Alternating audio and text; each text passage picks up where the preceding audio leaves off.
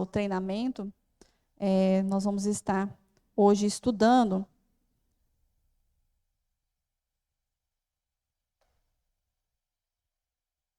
só um instantinho, deixa eu só abrir aqui.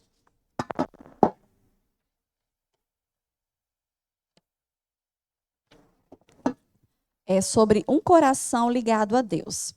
Vamos abrir João, primeiramente, Mateus 9, do 35 ao 38. Mateus 9, 35 a 38.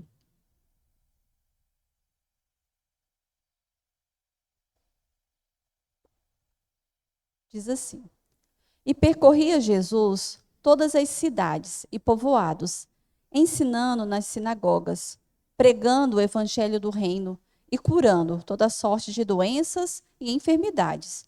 Vendo ele as multidões, compadeceu-se delas, porque estavam aflitas e exaustas, como ovelhas que não têm pastor. E então se dirigiu a seus discípulos: A seara, na verdade, é grande, mas os trabalhadores são poucos. Rogai, pois, ao Senhor da seara, que mande trabalhadores para a sua seara. Hoje o nosso tema é um coração ligado a Deus. A importância de líderes terem o seu coração ligado a Deus. E Jesus é esse grande exemplo. Jesus todo o tempo estava orando e buscando no Senhor fazer a diferença na vida das pessoas. Ele agia com um coração compassivo, um coração cheio de compaixão. É tanto que fala aqui no versículo 35 que ele curava doenças, enfermidades, pregava o evangelho, ou seja, pregava boas notícias, palavras de esperança. Mas preste atenção que desde a época de Jesus já identifica que havia ali uma situação que até os nossos dias hoje tem também. A seara grande e poucos os que trabalham. Poucos os que se levantam para cuidar uns dos outros. E Jesus ali, ele dá a solução. E ele fala: rogai, pois, ao Senhor da seara, que mande trabalhadores para a sua seara. Isso traz grandes lições para nós. Porque, geralmente, o que a gente quer diante de uma igreja? A gente quer que as pessoas trabalhem, muitas vezes a gente vem aqui para frente, chama atenção e briga, e chama... E a gente não vê atitude. A gente expõe as situações, a gente fala o que está acontecendo. Isso é bem gritante, por exemplo, em relação ao Seara Santa, que é um trabalho lindo. E a gente vê ali, aqui na frente, a exposição do que está acontecendo. E muitos que estão, muitas vezes, podendo ajudar em termos de disponibilidade, não se dispõem. Mas esse tipo de apelo, a gente não vê mudança de atitude, porque não é como Jesus ensinou. Jesus ensinou que nós devemos rogar ao Pai para que Ele envie os trabalhadores. Por quê? Porque vai ser de dentro. A nossa compaixão pelas pessoas geralmente nos leva a fazer alguma coisa relacionada a situações que nós vemos ao nosso redor.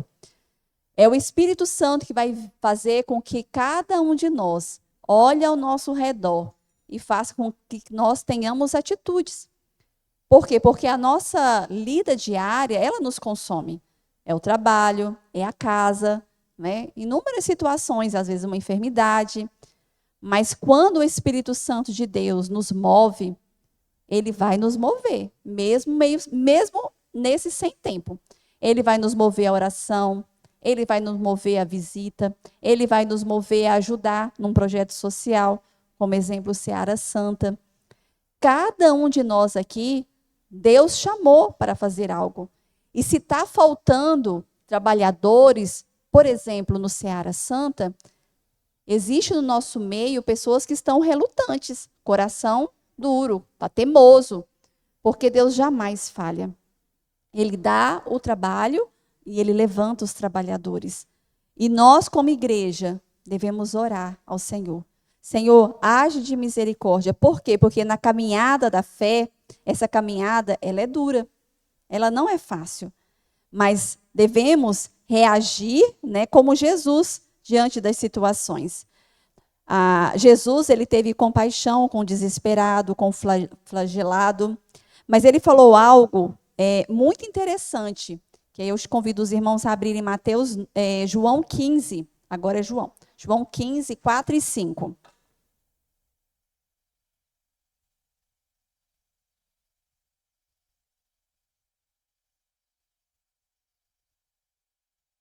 João 15, 4 e 5.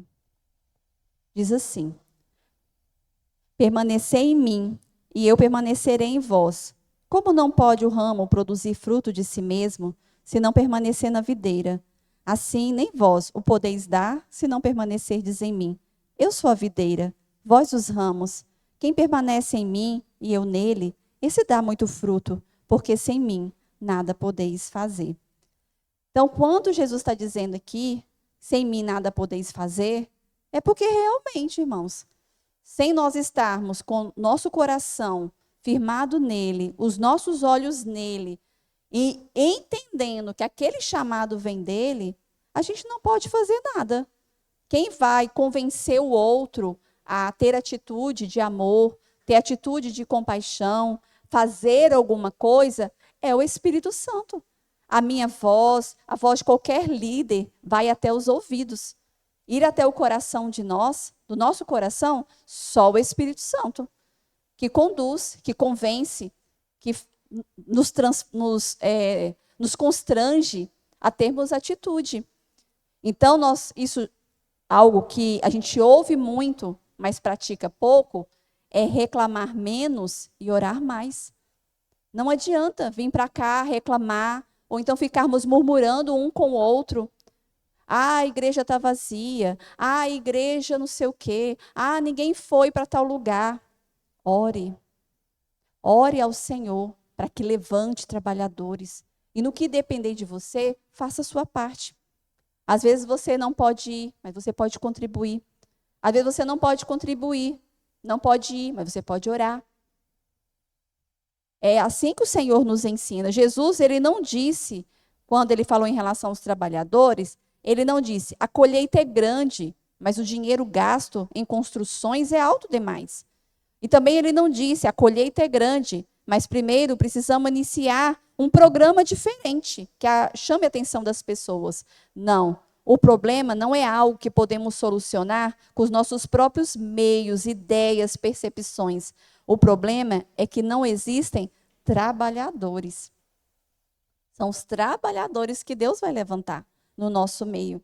Deus despertar a nossa igreja para a oração. É Deus despertar a nossa igreja ao ID, ao evangelismo. É Deus despertar a nossa igreja a ajudar, a contribuir de todo o coração. Não por constrangimento, mas com o coração. Um coração desejoso, um coração jubiloso.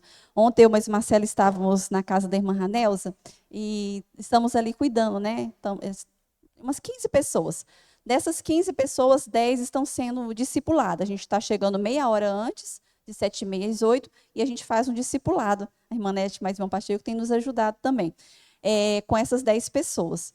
Elas estão vindo já para a igreja, né? Estão na primeira caminhada da fé. E o que me chamou a atenção ontem, que eu voltei para casa assim, vibrante, é o olhar delas, a postura delas, quando a gente está ensinando a Bíblia no discipulado. Que coisa linda, aquele primeiro amor, aquela vontade de aprender. Eu confesso a vocês que eu amo esse momento, esse do primeiro amor, da vontade, do desejo. E uma segunda-feira, né, após trabalho, a pessoa ir para a casa do outro, 7h30 da noite, e foram todos estavam lá, porque nós marcávamos na quinta, mas como a gente teve uma situação lá no grupo, a irmã Ranelza pediu para ser na segunda-feira. Eu falei, irmã Ranelza, eu acredito que não vai dar certo. Não só elas estão indo, não é, como estão levando outras pessoas. O grupo está crescendo. Quem que leva essas pessoas? É o convite da irmã Ranelza? É a casa? É o que eu falo? É o Espírito Santo. É o Espírito Santo que leva.